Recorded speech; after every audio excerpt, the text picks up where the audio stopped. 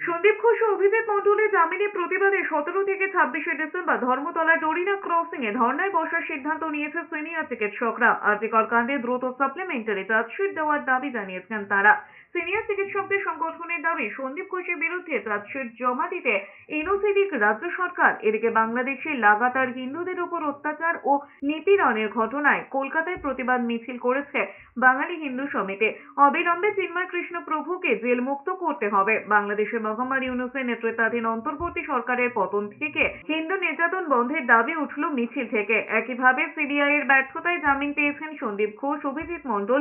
অভিযোগ তুলে CGO complex অভিযান স্টুডেন্টস ফ্রন্টে সল্টলেকের সেন্ট্রাল পার্ক মেট্রো স্টেশনের সামনে জমায়েতের পর সিজিওর দিকে যেতে দেখা যায়। পুলিশের সঙ্গে ধস্তাধস্তি বেঁধে যায় আন্দোলনকারীদের।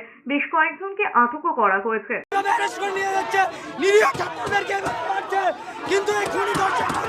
অন্যদিকে 90 দিনের বেশি সময় পেরিয়ে গেলেও এখনো পেশ হয়নি চার্জশিট। তার মধ্যে জামিন পেয়েছেন আরজিকরের প্রাক্তন অধ্যক্ষ সন্দীপ ঘোষ ও টালা থানার ওসি অভিজিৎ মণ্ডল। ঘটনায় কেন্দ্রীয় তদন্তকারী সংস্থা সিবিআইকে কাঠগড়ায় তুলে সোমবার আরজিকর মামলায় তদন্তকারী সংস্থার ভূমিকা নিয়ে প্রশ্ন তুলে নিজাম প্যালেস অভিযান করেছে আইএসএফ। সোমবার দুপুরে পার্ক সার্কাস থেকে মিছিল শুরু হয়ে সিবিআই দপ্তরে পৌঁছানোর আগে সমর্থকদের বাধা দেওয়ার অভিযোগ ওঠে। এরপর রাস্তায় বসে বিক্ষোভ দেখাতে থাকেন তারা। ঘটনাকে কেন্দ্র করে রীতিমতো অশান্ত হয়ে ওঠে পরিস্থিতি।